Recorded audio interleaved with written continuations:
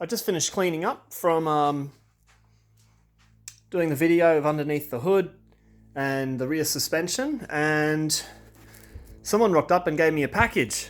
I hope that it's the stuff that goes on top of the heat shield. Let's find out.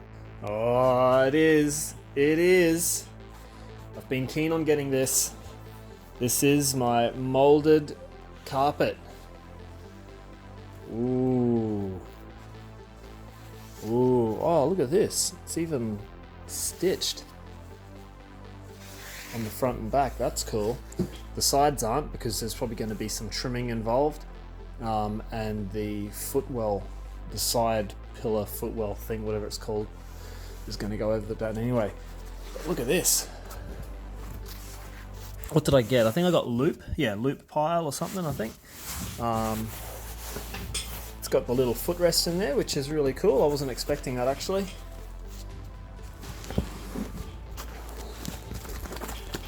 There's two segments to it. There's a front and a rear. I'm guessing that that's the front, given that's got a foot piece in there, and then the rear. It's all been molded and shaped already to fit the tunnels and stuff, and the sides you can see there. So what I'm going to quickly do, and even a little piece for the, oh, that's cool, for the seat bracket. Geez, these are molded real nice, all nice like. I'm just going to quickly open them right up. Oh yeah, they even give me some instructions. Molded carpet fitting instructions. All the things you'd expect it to be.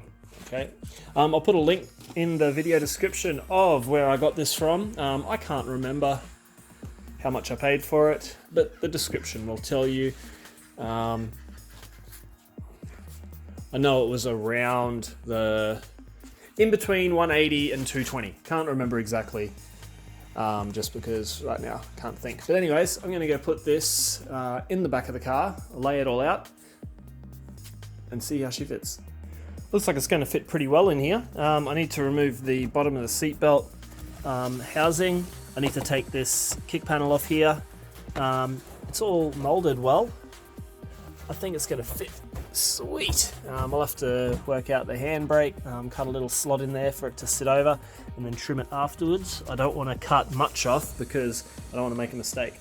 Rather cut a little bit, and then some more, and then some more, then a lot, and end up with a stupid big hole. So let's get on to removing these things and getting it to lay in there a bit better. Alrighty, so she's in there pretty well. I've just cut a little relief cut here. It actually does have a molded area for the boot cover that goes over the handbrake. I don't know what I'm going to do about a boot cover or not yet, but I cut a slot in there. That can just get trimmed up so that it kind of nicely sits around that, so I can just cut a little bit more carpet around the edges. They sit in fine there. That seems like it's all molded well. I'm going to have to cut some relief in here so that it butts up nicely against, you see they've put a bit too much carpet, but that's how it's supposed to be. You gotta get a bit too much than not enough. The seat bracket, this carpet rolls over the edge again a little bit too much, just trim it down. I think this was from Knox Carpets down in Sydney or Melbourne. I have used them once before, but I think they've got better. That's really cool. So excited. Let's finish putting this in. So pretty much, yeah, cut a little slot in there, slide it over. I got to cut a little hole for the seat belt buckle, cut some holes for the brackets of the seats there, and there's a belt buckle here, belt buckle there, and again, seat bracket hole there. I'm not going to have to cut anything in the front here. That's going to be the front piece that I'll have to trim for the front of the seat brackets. I'll have to trim up the sides here so that the plastic foot pieces go back over the top, and they will actually clamp that down when the screws go in. So I'm going to get to it. Hopefully when I see you again, it's going to be nice, fitting, and in. Rear section is in and looking awesome. It's molded so well to the floor of the car. They've done a really good job. Just have to trim a little bit of excess off here. Like I said, that'll get covered. I've cut all the little holes for the mounts, for the seats, for the seat belt, and all that. I'm going to get onto the front half. Ta-da! Look at that. That is epic, in my opinion. Absolutely epic. The ECU, I need to make a bracket and hide that up underneath the dash. That's why it's been sitting there for all these months. But once that's up there, it'll look really neat. I lined up the gearbox shifting gear sticky thing. And because the top of the gearbox head is so close to the carpet, it doesn't need a big area to be removed from it. So I only chopped this little 3cm slice and then folded the edges back like that. And that fits in perfectly. Still don't know what I'm going to do about a gearbox boot or a handbrake boot, but we'll work that out later. Regardless, that's really neat. I'm chuffed with that. It all fit really, really well. Only a little bit of trimming on the driver's and passenger side, just to allow this kick panel to go in properly, which, there she is. She slipped in nicely. Give this a bit of a refurb at some point. I still have to take it back out anyway, because I have to put the pinch weld in through the door frame and the J-puller here as well, so I'm not going to secure that down too much right now. But anyways, that's carpet. It's freaking awesome. It's super clean, easy to work with. It's molded super well to the wheel arches. I'll put a link in the video description. And I got another box. This is like Christmas for me. Get my open the upper tool, and we'll I can't remember what this is, so I'll open up and find out. Now these are a very important part of the build. Without them, it would never get finished. Very hard to find. Front windscreen wipers.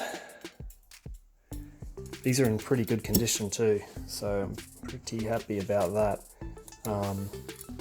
I think I am going to paint them black. I'll use the I'll use that paint that I always seem to use on everything that I want painted black. But this stuff, Rust-Oleum, it's got a bond in it or whatever it's called. Primer and paint all in one. It's a nice gloss black. It's going to work on them really well. I'll give them a degrease. I'm not going to do this yet. This will be a very, very final product thing that'll go on, because there's no point even putting them on while I don't have the actual blades on there, because it'll just scratch up the glass if I do accidentally turn them on.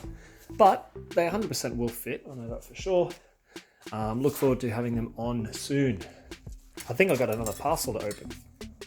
It is my heating unit and defroster. So that's pretty cool. I need to mount this in the car. This was from Old Air Cooling the Classics products. There's their information, etc, etc. This is actually not where I purchased it from. I got it from a shop on the Gold Coast. Anyway, I'll put that link in the description as well. But we've got some instructions here. I did get a little control valve to send the hot water from my engine in through the heater core, so I can actually turn it off and on. So if I do just want normal cool air, I can do that just by turning the valve. That valve will be controlled by a cable, an old school cable, because it's an old school car, and that means it will work. No electronics, nothing really to stuff up. So that'll get installed when I get around to it. This is the actual producto.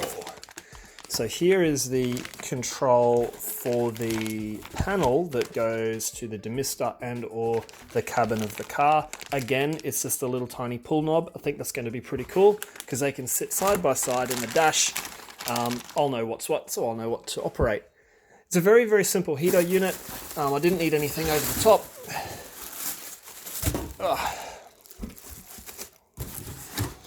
And here it is. Let me just pop this open while I chat. There's no directional vents on the output of this, so it's not like I can hook this up to the left and right hand air vents on the dash, sadly. But regardless, you know, we might be able to make something work. It does have a couple of screw holes here with a shroud over the fan, so maybe I can actually put a mount here that can split off into 2 pipes. We'll see how that goes. Regardless, that can just pump straight down into the cabin of the car and heat up the whole car. Although for cool air blowing on my face in the middle of summer, I think I will have to change this and put some kind of directional mount on it. Up top is 2 2-inch outlets that will go to the demister up the top of the windscreen. That's a legal requirement in Queensland. I'm not sure about other states. It's got a nice simple valve to do the job required. And that valve, again, is controlled by the cable that is there. In the kit, it looked like there were a couple of brackets that I can use to get things going. Oh yeah, okay, cool. So there's an on-off switch as well, which is really cool. I forgot to mention that. I don't think it's a speed control. I think it's literally just an on-off switch, which is fine. Again, I just needed this to get it registered.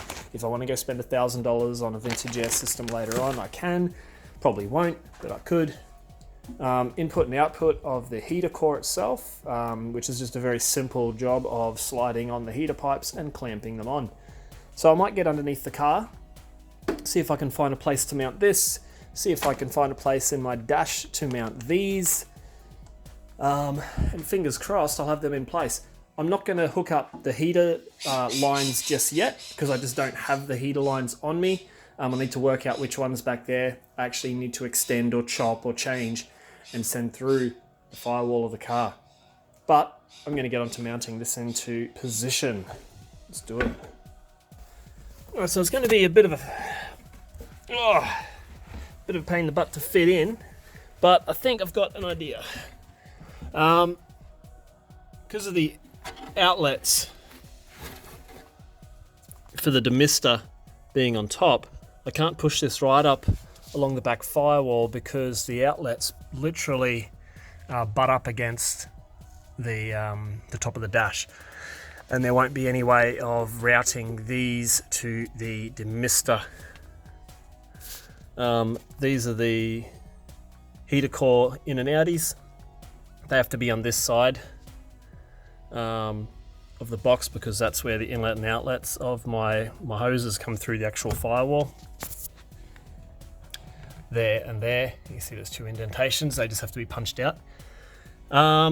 So basically what I'm going to try and do is mount it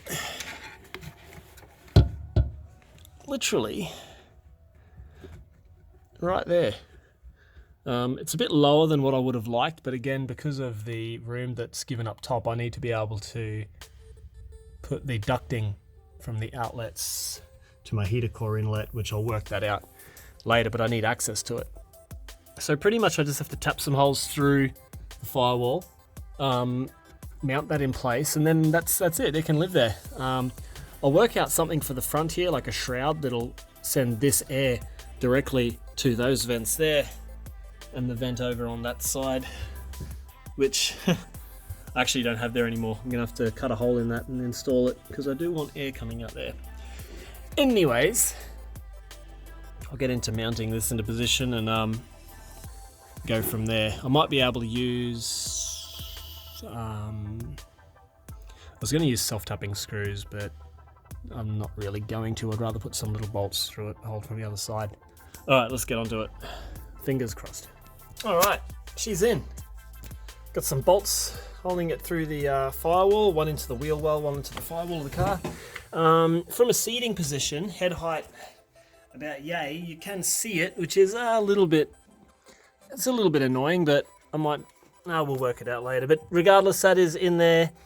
I just need to plumb it up, install the little switch thing. Then I need to run my cables and controllers to this panel here.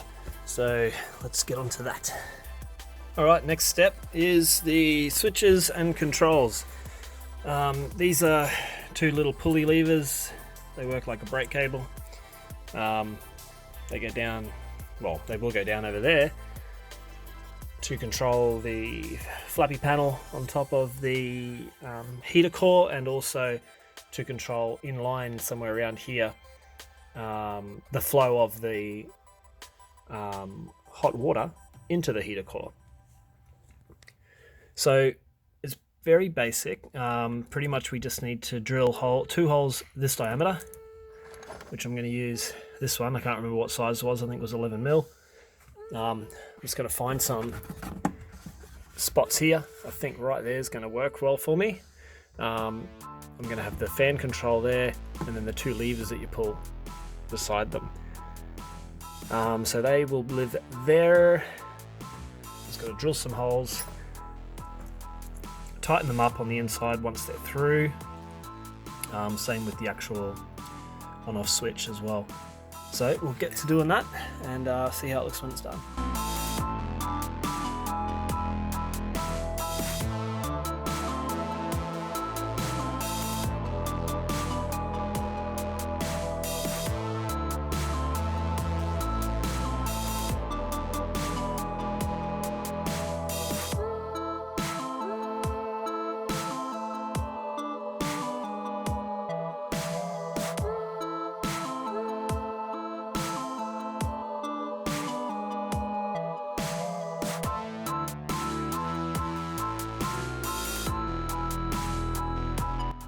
Bit awkward, but we got there. Alright, so we've got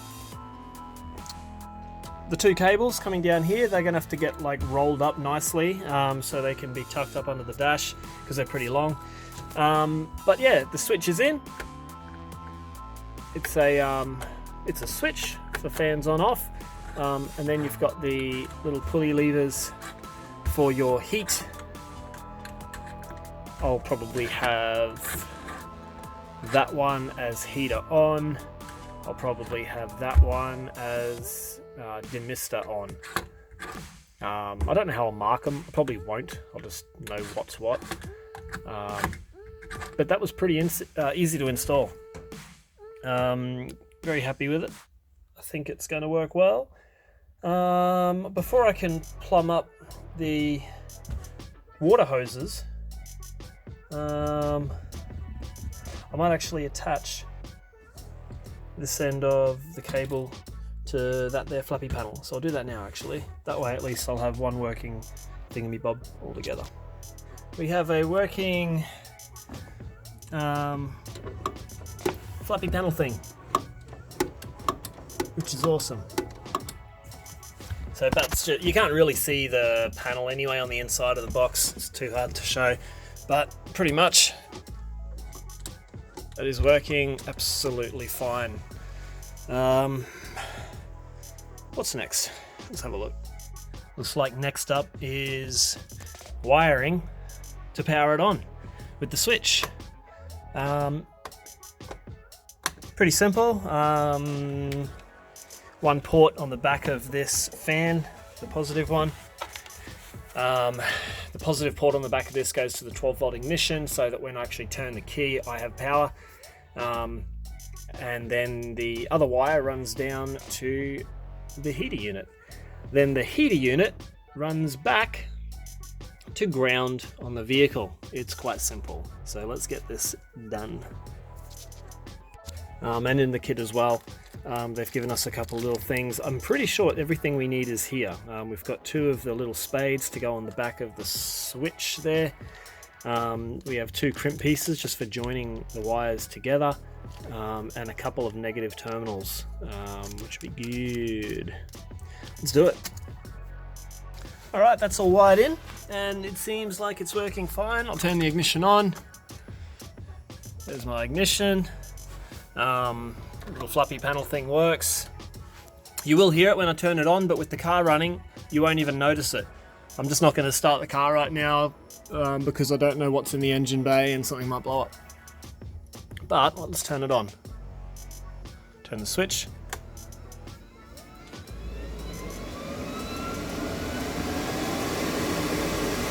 So I don't know how loud that is in the video, but you know what, I might start the car now anyway. and then see if we can hear a difference. But regardless, fan at the front's moving. The warm air or cool air at the moment is getting pushed down to the footwell. That will work fine. One thing I did get wrong was that fan sucks air in, doesn't blow air out. So I might be able to change that around so that I can put a mount on there to send air to my vents. I'll play with that at a much later date though. But let's start her up and see how it sounds with the car running.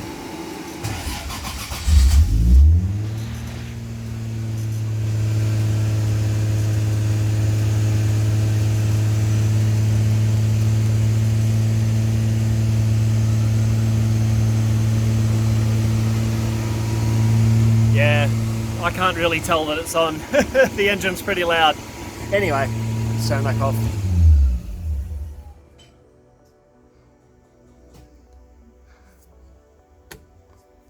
Happy days. Slow progress. What's next? I don't know if anything's next at the moment. That was just a quick video in installing the little heater unit there. I still have to do the ducting. I still have to work out a home for my ECU, try and mount that up out of the way somewhere, we'll see. I'm going to wait till I get my glove box, and I'm thinking about mounting it underneath the glove box. That's why it's kind of just flopping around there at the moment. But yeah, see you in the next one.